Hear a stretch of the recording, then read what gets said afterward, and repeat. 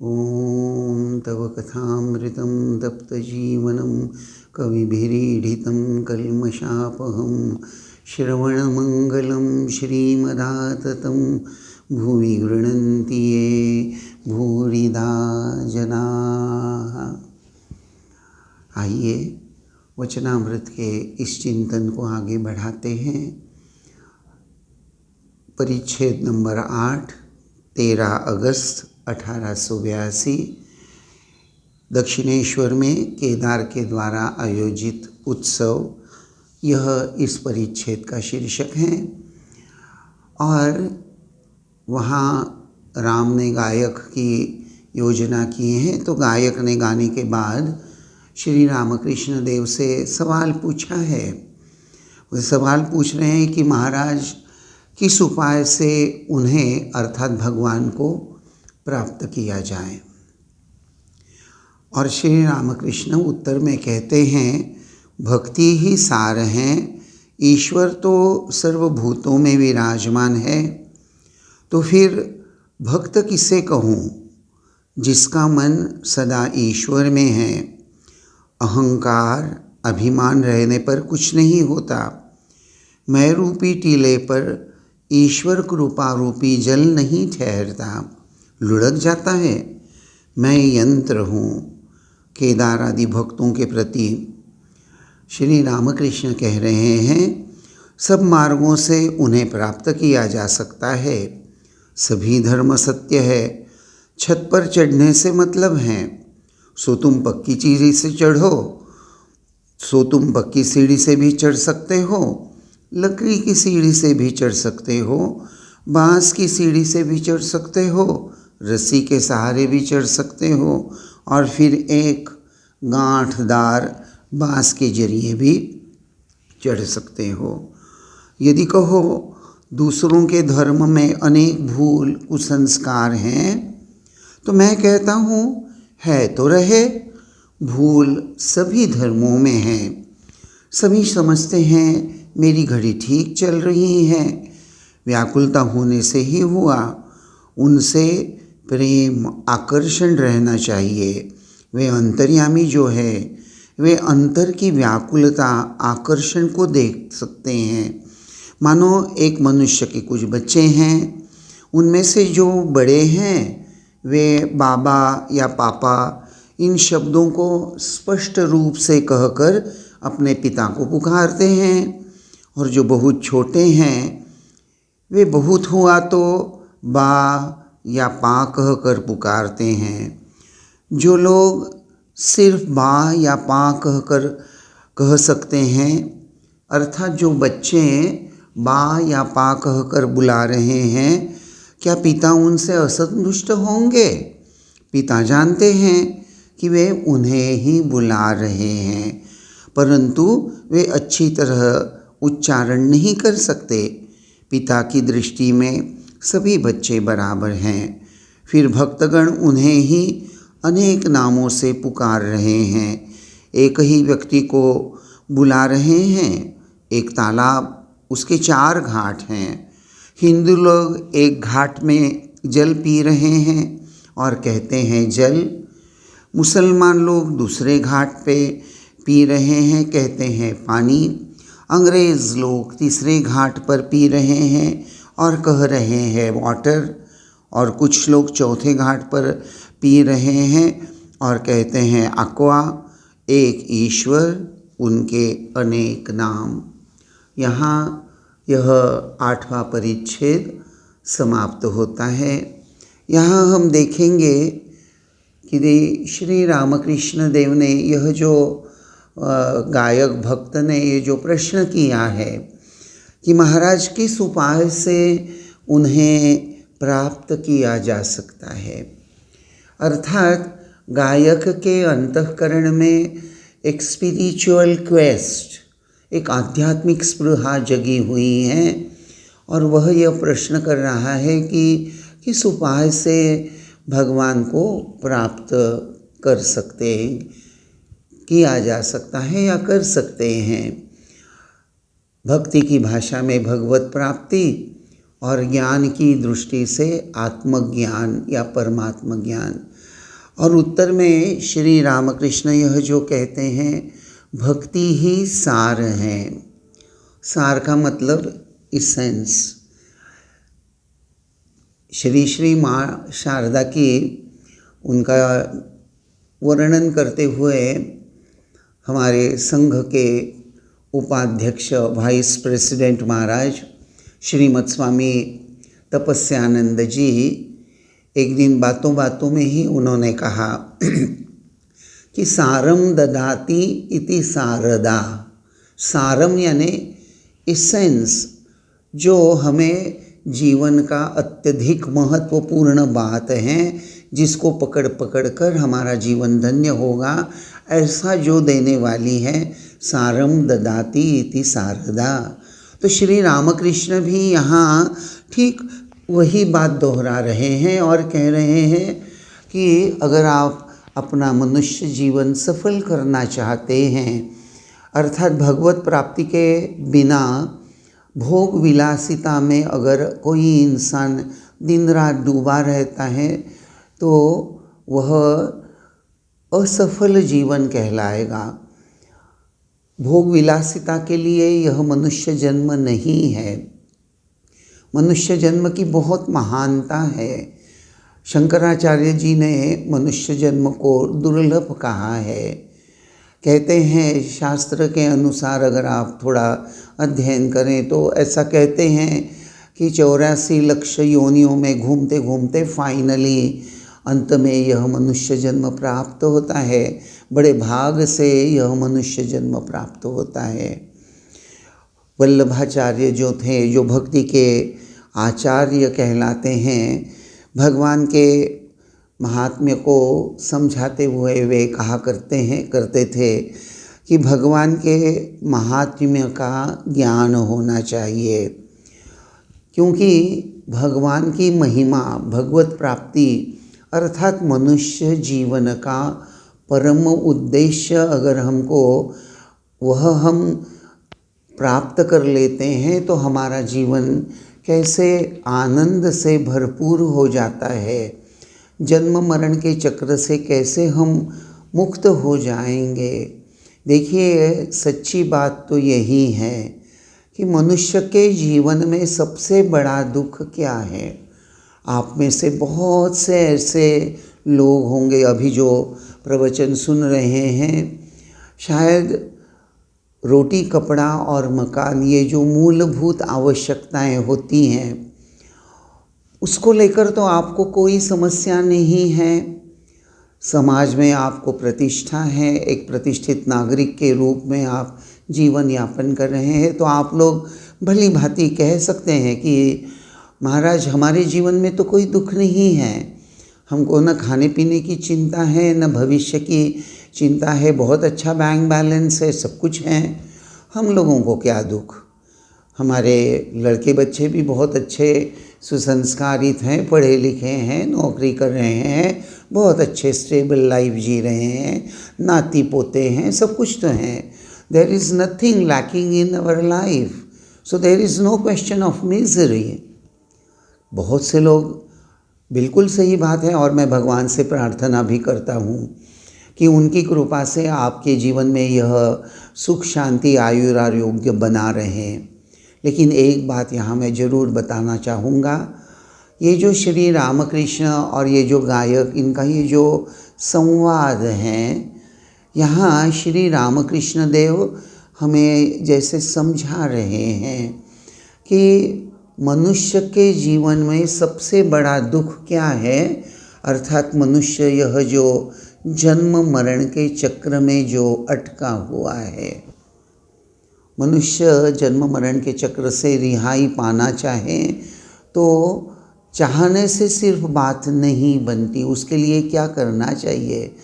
गायक यह जो प्रश्न पूछ रहा है, महाराज किस उपाय से उन्हें अर्थात भगवान को प्राप्त किया जा सकता है, इस प्रश्न के अंतर्गत ही जैसे यह बात छुपी हुई है कि महाराज अर्थात श्री रामकृष्ण देव से वह विनती कर रहा है कि महाराज वैसे संसार में भौतिक दृष्टि से तो कोई कमी नहीं है, वैसे बड़ा ही सुखमय जीवन बिता रहे हैं, लेकिन फिर भी जानता हूँ मृत्यु एक दिन अटल है और यह जो सुख है जिसे मैं सुख समझ रहा हूँ यह तो क्षणिक है, थोड़ी देर के लिए है।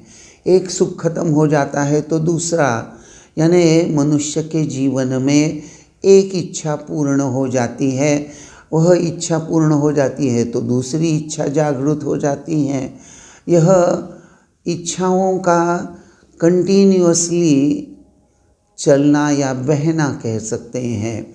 इसीलिए संत हमेशा ये बात बहुत बार भक्तों को बताया करते थे कि आसक्ति के समान अग्नि नहीं और ये मोह के समान जाल नहीं, तृष्णा के समान नदी नहीं और मगरमच्छ के समान पकड़ यानी ग्रिप नहीं।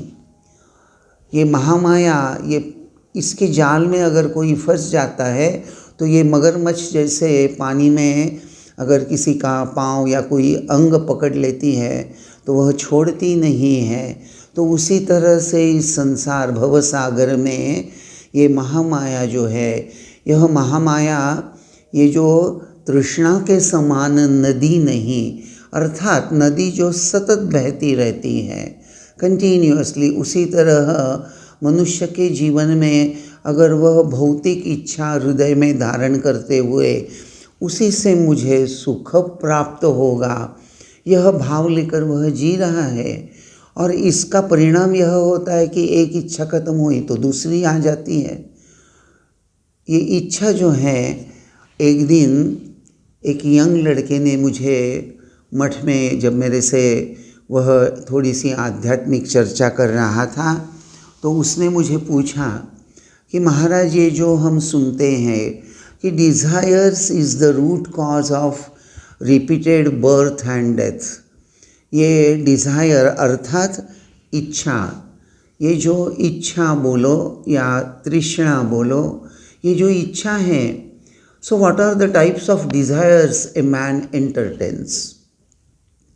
बड़ा सुंदर प्रश्न है। देखिए, बड़ा सूक्ष्म और बड़ा सुंदर प्रश्न कि ये डिज़ायर, इच्छा जो मनुष्य में होती है, यह इच्छा पूर्ति के लिए तो मनुष्य कर्म करता है और इच्छा पूर्ति में मुझे सुख मिलेगा, यह भावना भी जुड़ी हुई रहती है।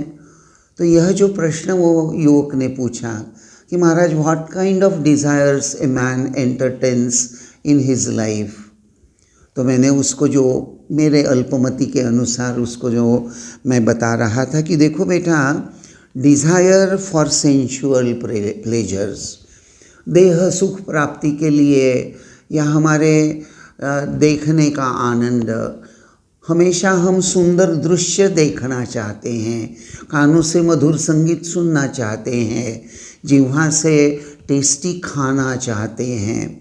तो एक तरह से यह सेंशुअल प्लेजर हो गया, यह एक डिज़ायर, यह मुझे प्राप्त हो, यह भावना, यह इच्छा मनुष्य को हमेशा सताती रहती है। Desire for acquisition and storage of more and more wealth and property, पैसा संपत्ति को जमा करना, बहुत अधिकाधिक मुझे धन प्राप्त हो, ये धन प्राप्ति की इच्छा भी मनुष्य के अंतःकरण में, सिर्फ धन प्राप्ति की इच्छा नहीं, इस धन को संचय करना। देखिए, ऐसा कहते हैं कि पंछी और दरवेश संचय नहीं करते। एक मनुष्य ही ऐसा प्राणी है जो अपने भविष्य को लेकर बड़ा ही चिंतित रहता है और भविष्य की चिंता सोचकर बहुत बार वह धन का संचय करके रखता है, क्योंकि वह यह सोचता है कि धन के आधार से ही सब कुछ मैं प्राप्त कर सकता हूँ। तो यह धन की लालसा, यह भी एक डिज़ायर का ही एक रूप है। Desire for more and more physical and material comforts and luxuries. आजकल के ज़माने में तो यह भावना बड़ी ही तेज़ी से हमारे सोसाइटी में फैलती नज़र आती है। देखिए, हम मोबाइल ख़रीदते हैं तो पहले क्या हुआ जी, बोले भाई पहले 3G खरीदा, 3G खरीदने के बाद 6 महीने के बाद एडवर्टाइजमेंट आ गई, भाई 3G अब पुराना हो गया है, अब 4G आ गया है, तो भाई हमको 4G खरीदना है। अब 4G आ गया तो बोले 5G। तो देखिए, ये जो कंफर्ट्स के इक्विपमेंट्स हैं कंटिन्यूअसली बाज़ार में आते जा रहे हैं। आजकल का ज़माना एडवर्टाइजमेंट का ज़माना भी कहलाता है। एक बड़ी मज़े की बात थोड़ी सी दोहराऊंगा कि ये जो एडवर्टाइजमेंट का युग, ये एडवर्टाइजमेंट जो हमारे मन पर जो प्रभाव छोड़ती हैं, आपने कभी चिंता करके देखा है? ये जो कंटिन्यूअस टीवी वगैरह हम देखते रहते हैं, जिसको देखकर वह एक प्रकार के आँखों के द्वारा हम आहार अंदर लेते हैं और उस आहार का परिणाम एक 6 साल की लड़की हमारे डिहोटी की और उसकी माँ, वो दोनों मेरे पास आए और उसकी माँ ने मुझे कहा, महाराज आप ज़रा मेरी बेटी को समझाइए ना। मैंने कहा क्यों, क्या हुआ? तो बोले देखिए ना महाराज, ये बड़ी ज़िद कर रही है कि मुझे एक लंबे केश वाला, बालों वाला एक विग खरीदना है। तो मैंने उस छोटी सी 5-6 साल की लड़की है, मैंने उससे पूछा, बेटी तुम्हें ये लंबे बालों वाला ये विग क्यों चाहिए? तो बोले हाँ, मैं उसको अपने सर पर लगाऊंगी और फिर अपने बालों को ऐसा झटका दूंगी तो वो बाल पूरे गोल हो जाएंगे। तो जैसे ही उस लड़की ने ये बात कही तो मुझे समझने में विलंब नहीं लगा, मैंने समझ लिया। मैंने उसकी माँ को पूछा कि आपकी बेटी क्या टीवी के सामने बैठती हैं? तो बोले महाराज अब थोड़ा बहुत तो टीवी देख ही लेते हैं, वो भी देखती है, हम लोग भी देखते रहते हैं। तो मैंने कहा कि अच्छा बहन जी, शायद टीवी पर कोई एडवर्टाइजमेंट चल रही है क्या? शैम्पू की जहाँ केश बालों को वो एडवर्टाइजमेंट करने वाली मॉडल वो ऐसा झटका देती हैं तो वो पूरे गोल। तो बोले हाँ महाराज, वो अमुक अमुक कंपनी के शैम्पू का एडवर्टाइजमेंट। अब देखिए, वो नन्ही सी लड़की है, उसको ये पता नहीं है कि ये जो एडवर्टाइजमेंट है ये 100% सच नहीं है।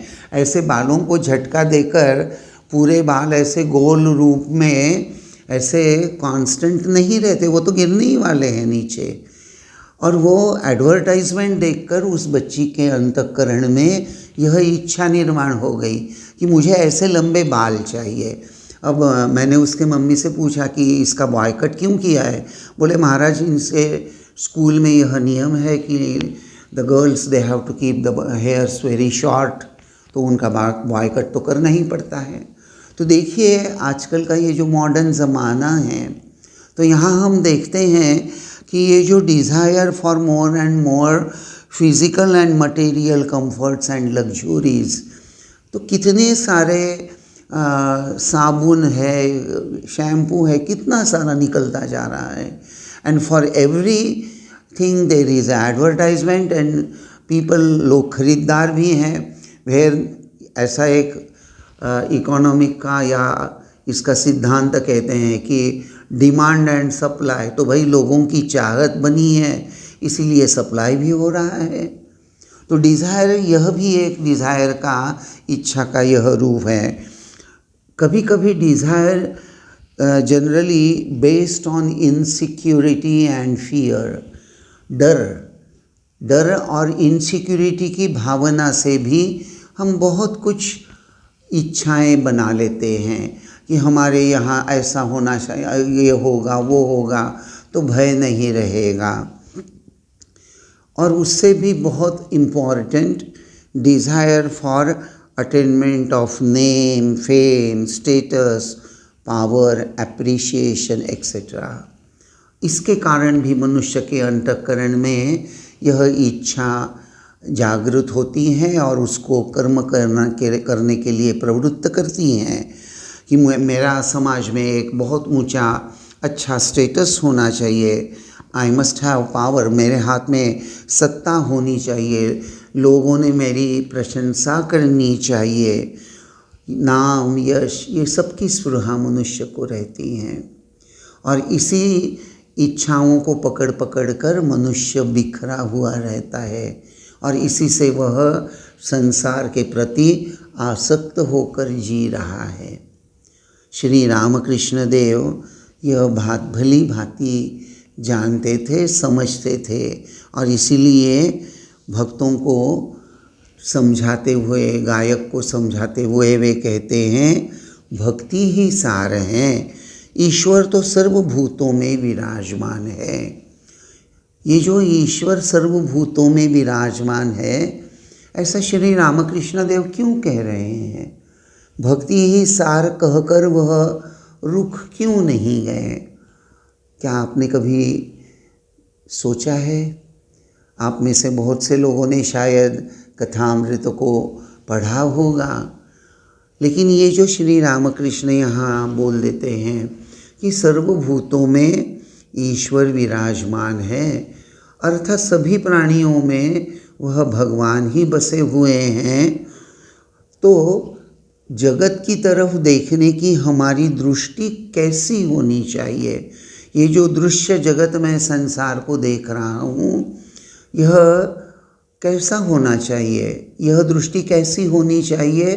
तो यह दृष्टि ईश्वर के बोध से युक्त होनी चाहिए कि जिसको भी मैं देख रहा हूँ संसार में, तो वह सब क्या है? मैं भगवान का ही एक रूप देख रहा हूँ। अभी अभी मैंने वल्लभाचार्य की बात आपके सामने जो कही कि भगवान के महात्म्य का ज्ञान होना चाहिए, और वल्लभाचार्य कहते हैं सबसे अधिक स्नेह होवे तो वह भगवान से ही होवे। तो भाई ये कैसे संभव है? तो यही बात यहाँ श्री रामकृष्ण कह रहे हैं, भक्ति ही सार है, अर्थात सबसे स्नेह रखना है। तो भाई संसार में जीवन यापन कर रहे हैं और इसीलिए हमारा उपनिषद भी तो हमको यह सीख देता है। उपनिषद भी क्या कहता है? मातृदेवो भव, पितृदेवो भव, आचार्य देवो भव, अतिथि देवो भव। ये जो अतिथि देवो भव, सब में भगवान का रूप देखो, तो भक्ति ही सार है। और श्री रामकृष्ण भक्त की यह जो व्याख्या करते हैं, तो फिर भक्त किसे कहूँ? भाई भगवान ईश्वर तो सब भूतों में विराजमान है, तो एक दृष्टि से अगर विचार करें, क्या सभी लोग फिर भक्त बन गए? तो ऐसा नहीं है। जो लोग भोग विलासिता के पीछे दौड़ रहे हैं, जो भगवान को स्मरण मनन नहीं करते, जिनके जीवन में उच्च आध्यात्मिक ध्येय नहीं है, क्या उनको हम भक्त कह सकते हैं? तो उनको तो भक्त नहीं कह सकते। यानी उनमें भले ही चैतन्य है, एक भक्त के लिए वे जगत के सभी प्राणी, सभी ईश्वर हैं, लेकिन ये जो बात श्री रामकृष्ण बता रहे हैं कि भक्त किसे कहना चाहिए? जिसका मन सदा ईश्वर में है। और उसी के साथ साथ श्री रामकृष्ण कह देते हैं, अहंकार अभिमान रहने पर कुछ नहीं होता। तो भाई यह अहंकार क्या है? क्या चीज़ है? ये अभिमान किसका है? देखिए, ये अहंकार या अभिमान बहुत कारण से मनुष्य के जीवन में अपना जाल फैलाते रहता है। मैं बहुत सुंदर हूँ, मैं बहुत पढ़ा लिखा हूँ, मैं बहुत ज्ञानी हूँ, मैं बहुत अच्छा गायक हूँ, मैं बहुत अच्छा वक्ता हूँ, मैं बहुत अच्छा कर्मचारी हूँ, मैं बहुत अच्छा बिजनेसमैन हूँ।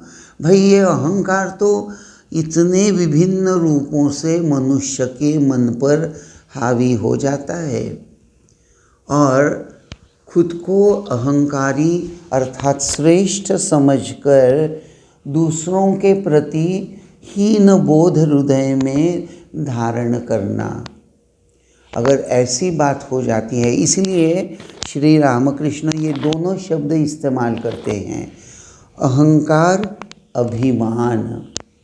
अर्थात मैं उच्च वर्ण में पैदा हुआ हूँ, मैं ब्राह्मण हूँ, मैं क्षत्रिय हूँ, मैं अमुक हूँ, यह भी एक अहंकार हो गया।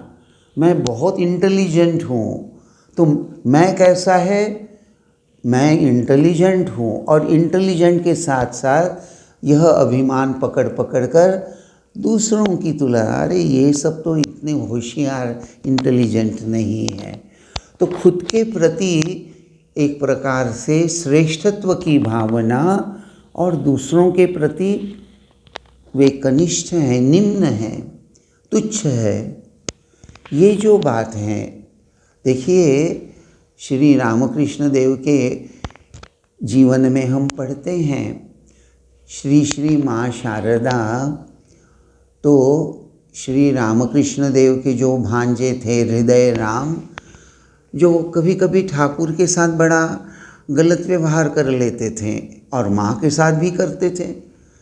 तो ठाकुर ने एक दिन हृदय राम को सचेतन करते हुए कहा था कि अरे हृदय, तुम अपने शरीर को अपनी तरफ इशारा करते हुए ठाकुर कहते हैं कि तुम इसके साथ जैसा बर्ताव करना चाहो कर सकते हो, शायद तुम्हारी रक्षा हो जाएगी, लेकिन श्री श्री माँ, वह जो नहबत खाने में रहती है ना, उसके साथ इस तरह से गलत आचरण कभी मत करना, क्योंकि उसके व्यक्तिमत्व में, उसमें जो बसी हुई शक्ति हैं, वह परमा शक्ति, आद्या शक्ति अगर फौंस कर दें, थोड़ा सा फुतकार दें, तो ब्रह्मा विष्णु महेश भी तुम्हारी रक्षा नहीं कर सकते। तो ये जो मनुष्य अहंकारी होकर, अभिमानी होकर दूसरे लोगों को तुच्छ लेखना शुरू करता है, तो वह बहुत बड़ी बाधा आध्यात्मिक उन्नति में आती है।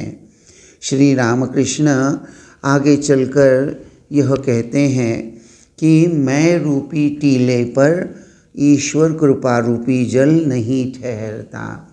आप लोगों ने कोई टीला अर्थात ऊंची जगह देखी होगी, कोई छोटा सा पहाड़ देखा होगा, ऐसी ऊंची जगह जो रहती हैं और उस पर पानी बरसात का पानी आता है, तो वह पानी ऊपर रुकता नहीं, वो बहकर नीचे चला जाता है और नीचे जमा हो जाता है। तो उसी तरह श्री रामकृष्ण देव सचेतन करते हैं और कहते हैं, जिसका मन सदा ईश्वर में है वह भक्त। भक्त की ये बड़ी सरल सादी व्याख्या यहाँ श्री रामकृष्ण देव करते हैं। देखिए, भक्ति एक बहुत ही मौलिक, स्वतःस्फूर्त आंतरिक स्नेह की भावना है, और यह आंतरिक स्नेह की भावना किसके प्रति है? अर्थात भगवान के प्रति। इस विश्व को चलाने वाली वह जो परम शक्ति है, उस शक्ति के प्रति यह स्नेह की भावना, यह एक आंतरिक भावना है। वैसे हर मनुष्य जो हैं वह प्रेम करने की क्षमता लेकर ही उसका जन्म होता है। वैसे देखा जाए तो अगर मैं आपसे एक सवाल पूछूं कि आप सबसे अधिक प्रेम किस पर करते हैं, तो उसका सही जवाब अगर आप खोजें, जहाँ तक मुझे लगता है शास्त्र भी यही कहता है, a man loves himself much. हर इंसान अपने आप पर बहुत ज़्यादा प्रेम करता है।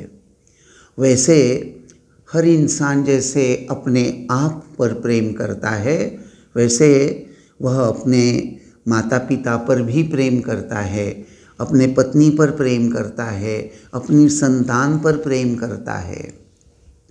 तो प्रेम करना यह तो एक हमारे जीवन का अविभाज्य अंग तो है ही, और इसीलिए ये जो हमारे अंतःकरण में प्रेम करने की यह जो क्षमता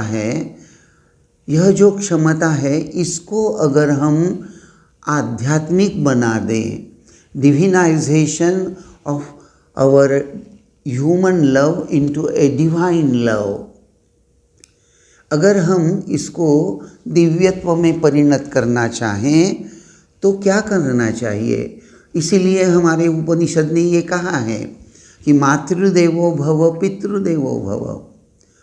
तो अगर हम यह दृष्टि अपना लेते हैं तो यह प्रेम जो है वह भगवान से होने लगेगा।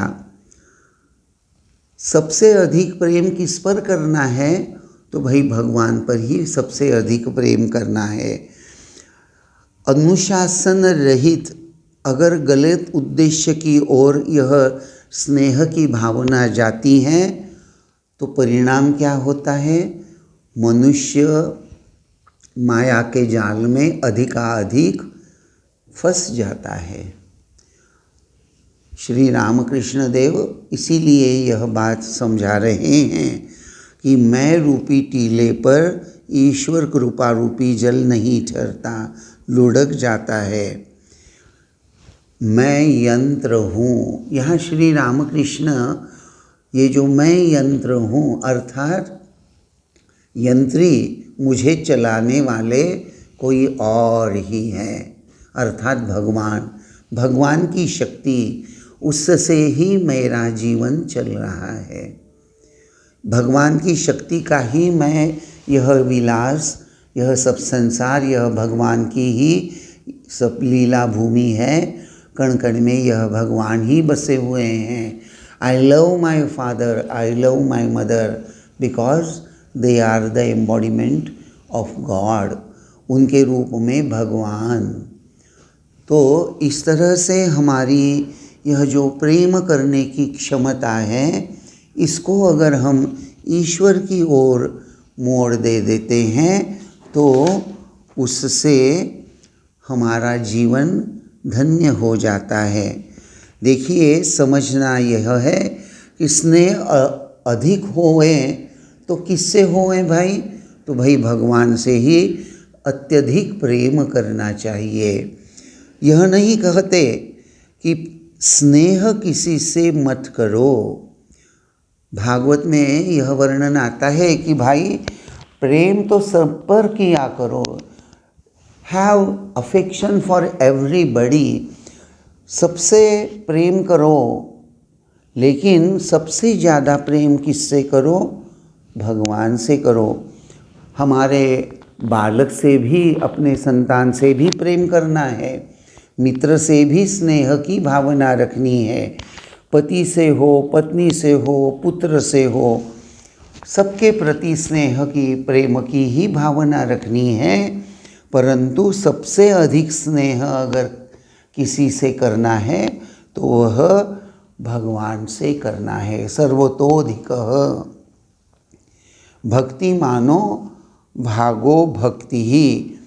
इधर बाईं ओर संसार रहा और दाहिनी ओर भगवान रहे तो हमें हमारी आँखें दाहिनी ओर वाले भगवान से जोड़ दी और बाईं ओर से आँखें हटा ली, अर्थात संसार के प्रति हमारी जो सांसारिक दृष्टि है उसको हमने रिप्लेस कर दिया, भगवत दृष्टि से रिप्लेस कर दिया।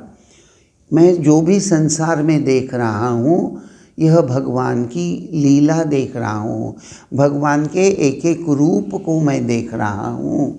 यह भाव ले लिया तो भाई भगवान से प्रीति जोड़ ली, तो स्नेह पूर्वक भगवत सेवा का नाम भक्ति है।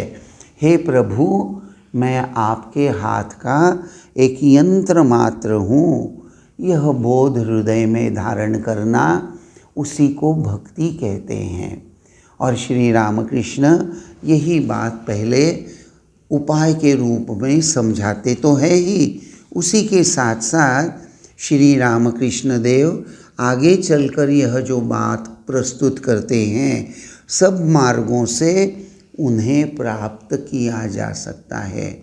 अर्थात भगवत प्राप्ति के अलग अलग साधना पद्धतियाँ हैं, अलग अलग धर्म हैं, और इसका संपूर्ण विश्लेषण यहाँ आगे चलकर श्री रामकृष्ण करते हैं।